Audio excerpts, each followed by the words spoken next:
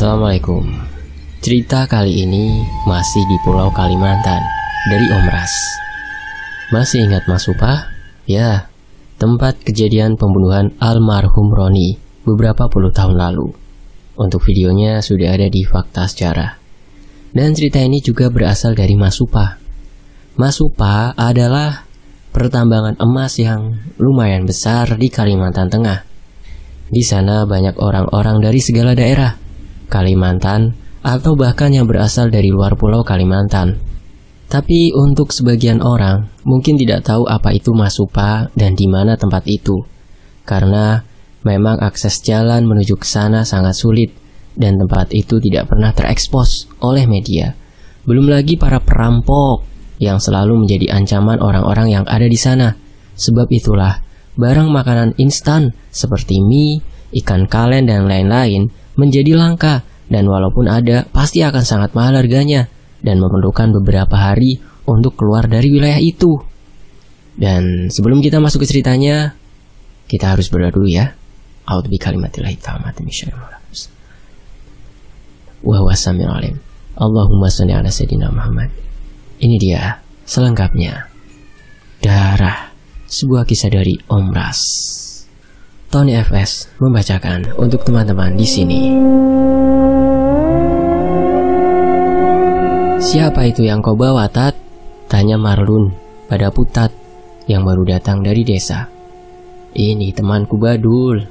Dia ingin mencari kerjaan, jadi ku bawa saja ke sini. Jawab Putat seraya memperkenalkan teman satu kampung dengannya itu. Badul tersenyum ramah pada Marlun seraya mengulurkan tangannya. Tidak usah jabat tangan, cukup tahu nama saja, biar nanti enak manggilnya, ujar Marlun tertawa kecil. Anak ini sepertinya tidak tahu tentang tempat ini ya, Tat? Tanya Marlun pada Putat dalam bahasa Dayak Maanyan. Putat hanya tersenyum tanpa menjawab pertanyaan Marlun. Ayo kita pergi dulu, kita temui bos dulu, sekalian perkenalan, ujar Putat menarik tangan Badul, meninggalkan Marlun yang masih memperbaiki mesin tumbuk.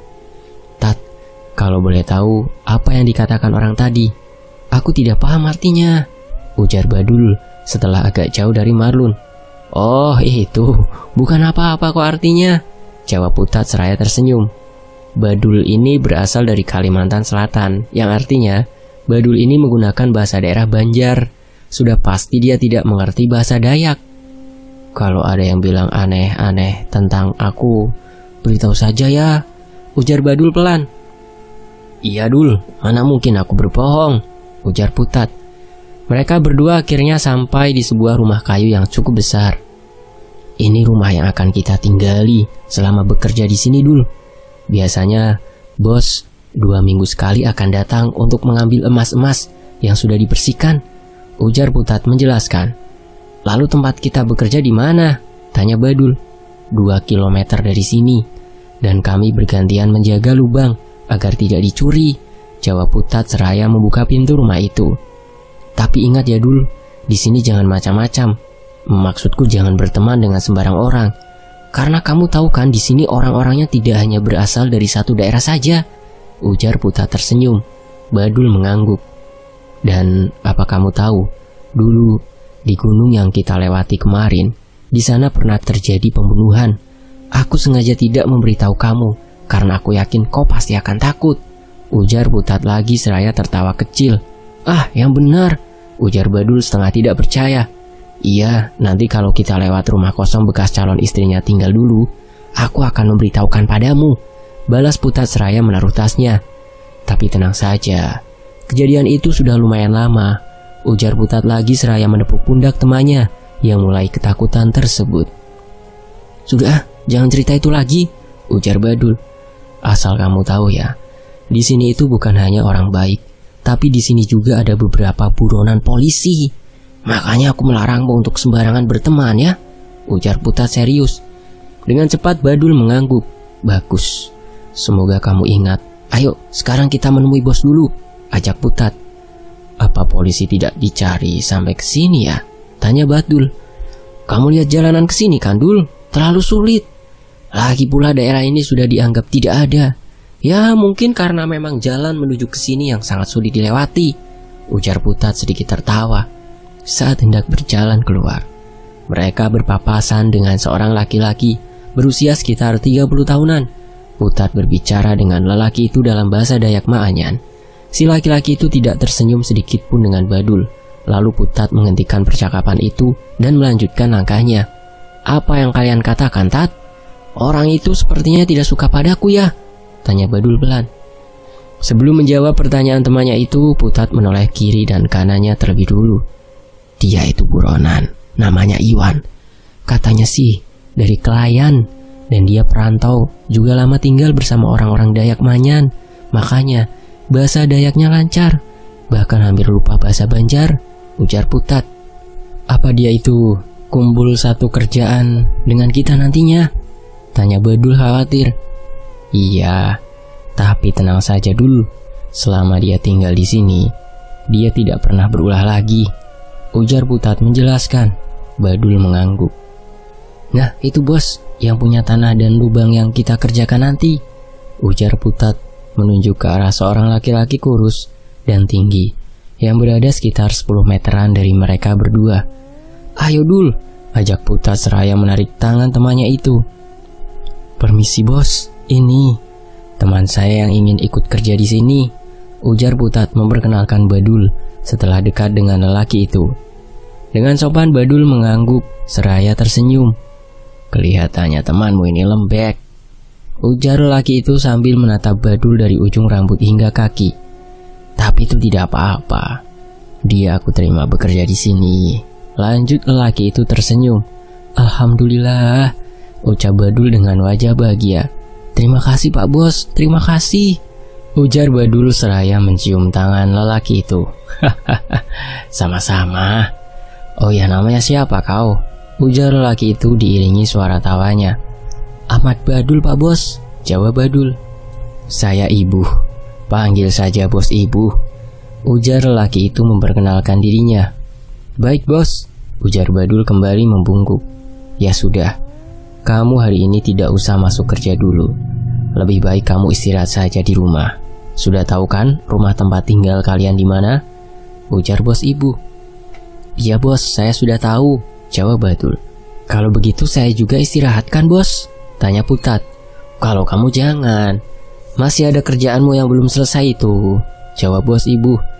Putat menghela nafas, lalu pamit pulang mengganti bajunya. "Bos kita itu suka dipuji, apalagi dengan sikapmu yang seperti itu tadi," ujar Putat seraya menepuk pundak Badul. Lalu mereka pun sampai di rumah kayu berukuran cukup besar itu. "Ini tempat tidurmu, dan di sebelah sini tempat tidurku. Kita di sini tidak punya kamar, jadi barang-barangmu ditaruh di lemari ini. Kuncinya kamu bawa saja. Aku mau berangkat kerja dulu Dul," ujar Putat seraya pamit kerja. "Terima kasih ya Tat," ujar Badul. Putat yang sudah ada di depan pintu itu pun mengangguk sambil tersenyum. Singkat cerita, setelah 4 bulan bekerja di sana, Badul menjadi sangat akrab dengan Marlun dan Iwan. Kadang-kadang mereka menonton layar tancap atau pergi ke pasar yang cukup jauh dari tempat mereka bekerja itu. "Dul, malam ini ada layar tancap lagi di lapangan. Kita nonton yuk," ujar Iwan seraya berbaring di tempat tidur Badul. "Oke," ujar Badul seraya mengacungkan jempolnya. "Sekalian aku ngutang dulu ya Dul. Soalnya uangku habis gara-gara makan di warung dekat lapangan sana," ujar Iwan pelan. "Iya, tidak masalah. Aku masih punya uang lebih," ujar Badul seraya membuka dompetnya dan menyerahkan sejumlah uang pada Iwan. "Terima kasih ya. Nanti kalau aku ada uang, aku pasti langsung bayar," ujar Iwan tersenyum. Badul mengangguk dengan senyum yang masih menghias bibirnya. Di sisi lain, "Kamu terlihat agak berbeda hari ini Dul," ujar Iwan seraya melihat wajah sahabatnya itu. "Berbeda apanya?" tanya Badul. "Kulitmu yang biasanya hitam, kok hari ini terlihat kuning langsat ya?" tanya Iwan. "Ah, mana mungkin begitu. Kulitku masih sama seperti biasanya kok." "Mungkin itu hanya perasaanmu saja, Wan," ujar Badul. Iwan terdiam sejenak, lalu kemudian mengangguk. "Nah, kalau begitu kau kembali ke tempat tidurmu sana. Aku mau tidur dulu," ujar Badul seraya mendorong tubuh sahabatnya itu. "Iya ya, aku mau ngopi di warung dulu ah," ujar Iwan seraya berlalu pergi. Setelah Iwan pergi, tiba-tiba datang seorang lelaki muda berusia sekitar 19 tahunan. "Assalamualaikum Kak Badul," ujar suara itu dari luar. "Waalaikumsalam," jawab Badul seraya membuka pintu. "Oh kamu Kip, ada apa ya?" tanya Badul setelah tahu siapa tamu itu. "Begini Kak Badul, saya ingin menjual celana jeans keluaran terbaru ini pada kakak," ujar pemuda yang dipanggil Iklip itu seraya menunjukkan celana jeans itu. "Ah, tapi aku sudah punya celana seperti ini, Klip," ujar Badul. "Tolong kak, belilah celana ini. Uangnya untuk ibuku beli beras kak," ujar Iklip seraya memasang wajah memelas. Badul menghela nafas, lalu mengangguk dan membayar harga celana jeans itu. "Terima kasih ya kak," ucap Iklip sebelum berlari meninggalkan rumah itu. "Lumayan, harga murah, tapi barangnya masih bagus begini. Bisa dipakai nanti malam," batin Badul seraya menaruh celana itu ke dalam lemarinya. Dan siapa yang tahu, maksud baik Badul itu akhirnya berujung fatal. Dia pun kembali ke tempat tidurnya. Sore harinya dia dibangunkan oleh Putat yang baru pulang dari rumah pacarnya. "Sudah sore Dul, bangun," ujar Putat seraya melempar buah jambu ke arah Badul. "Kamu lihat Iwan gak Tat?" tanya Badul sambil mengucek matanya. "Iwan? Aku sama sekali gak lihat itu orang," jawab Putat seraya mengambil handuk dan bersiap-siap untuk pergi ke sungai. "Kamu ikut gak malam ini nonton layar tancap di lapangan?" tanya Badul. "Enggak deh Dul, hari ini aku capek sekali," jawab Putat seraya tersenyum. Setelah Putat keluar rumah, Badul pun mengambil handuk lalu keluar menyusul Putat ke sungai. Air sungai yang dingin ditambah cuaca sore itu membuat tubuh Adul menggigil kedinginan. "Aku duluan ya Tat," ujar Badul seraya berjalan meninggalkan Putat yang masih berendam di sungai itu. Sesampainya di rumah, ternyata sudah ada Iwan yang duduk di dekat tempat tidurnya sambil merokok. "Baru datang kamu Wan?" tanya Badul. "Iya, mau rokok," ujar Iwan seraya melempar sebungkus rokok pada Badul. "Enggak Wan," jawab Badul seraya berpakaian. "Wah, celana baru Dul?" tanya Iwan. Badul mengangguk dengan senyuman yang masih melekat di bibirnya. "Kita berangkat jam berapa?" tanya Badul duduk di sebelah Iwan. "Jam 8 nanti saja Dul," jawab Iwan. Singkat cerita, malam itu mereka berdua pun berangkat ke lapangan untuk melihat film layar tancap. Semakin malam, orang-orang semakin banyak berdatangan untuk melihat pertunjukan layar tancap malam itu. Saat filmnya dimulai, orang-orang mulai asyik menonton, termasuk Iwan dan Badul.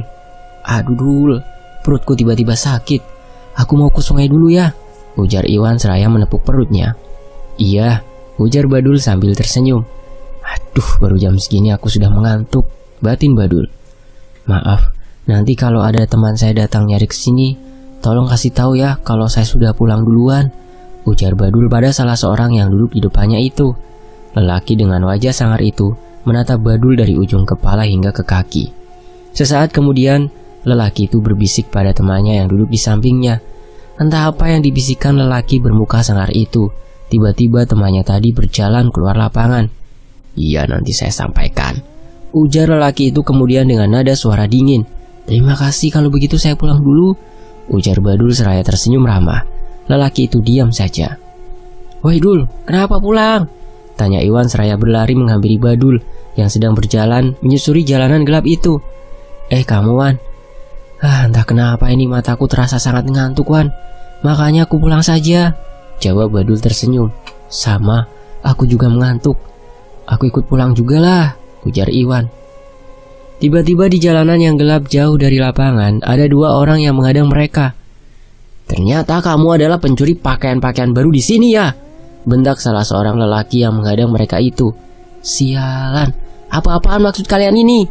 tanya Iwan agak kesal. "Temanmu yang lembek itu sudah mencuri celana jeansku yang baru kubeli," jawab lelaki itu lagi. "Benar yang mereka katakan itu Dul?" tanya Iwan tidak percaya. Badul menggeleng. "Aku tidak tahu celana apa yang dia katakan itu," ujar Badul. Tiba-tiba lelaki yang cuma berdiam diri tadi itu berjalan ke arah Iwan dan memasungnya. Apa-apaan ini? Kalian jangan bodoh. Mungkin kalian itu salah orang," bentak Iwan berusaha melepaskan tangannya yang dipasung ke belakang itu. Dan lelaki yang menyebut Badul pencuri celana itu pun mengeluarkan sebilah pisau dapur dan menusukkannya ke perut Badul tanpa rasa kasihan. Badul berteriak mengerang kesakitan. "Bangsat kalian, bangsat!" teriak Iwan seraya menendang kaki lelaki yang memasungnya itu. "Ayo kita kabur," ujar lelaki yang menusuk Badul itu seraya berlari menjauhi meninggalkan Badul yang tergeletak dengan usus terburai itu. "Astaga Badul!" jerit Iwan tak kuasa menahan air matanya. "Tolong, tolong!" teriak Iwan. Badul sudah tak sadarkan diri.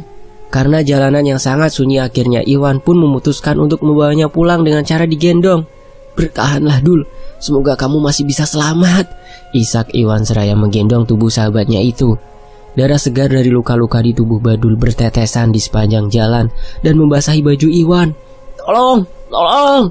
teriak Iwan setelah dekat dengan rumah tempat tinggal mereka. Putat yang sedang tidur kaget mendengar suara teriakan-teriakan bercampur tangisan itu pun langsung keluar kamar dan melihat dua sahabat baiknya itu dipenuhi darah. "Ya Tuhan, ada apa ini?" teriak Putat seraya berlari ke arah dua sahabatnya itu. "Ada apa? Ada apa?" teriak Marlun yang baru pulang bekerja dan segera berlari ke arah teman-temannya itu. "Badul ditusuk orang, Lun," isak Iwan. "Orang? Siapa?" tanya Marlun seraya mencabut parangnya. "Aku tidak tahu. Mereka tiba-tiba menghadang kami dan menuduh Badul sebagai pencuri celana," ujar Iwan terisak. "Kurang ajar, berani sekali mereka menuduh dan berbuat seperti ini," bentak Marlun seraya berlari ke arah jalanan yang menuju ke lapangan sembari membawa parangnya. "Kita harus bagaimana, Wan?" tanya Putat gemetar. Tiba-tiba jari-jari Badul bergerak pelan. Darah pada lukanya sudah berhenti menetes. Aku tidak tahu," ujar Iwan terisak. "Aku akan panggil orang, Wan. Kamu tunggu di sini dulu, jaga Badul," ujar Putat seraya berlari ke arah bawah menuju rumah-rumah penduduk. Beberapa saat kemudian orang-orang mulai berdatangan, namun tak ada satupun yang berani menyentuh Badul. "Badul sudah meninggal," ujar ketua kampung setelah memeriksa tubuh Badul. "Innalillahi," ucap orang-orang yang ada di situ. "Aku sudah mencari orang-orang itu, Wan. Mereka langsung kabur meninggalkan kampung ini," ujar Marlun. Keesokan harinya, jenazah Badul dimakamkan di pemakaman umum yang ada di situ. Sementara Iwan menjadi seorang pemurung setelah kejadian malam itu. Malam berdarah yang tak akan pernah dia lupakan seumur hidupnya.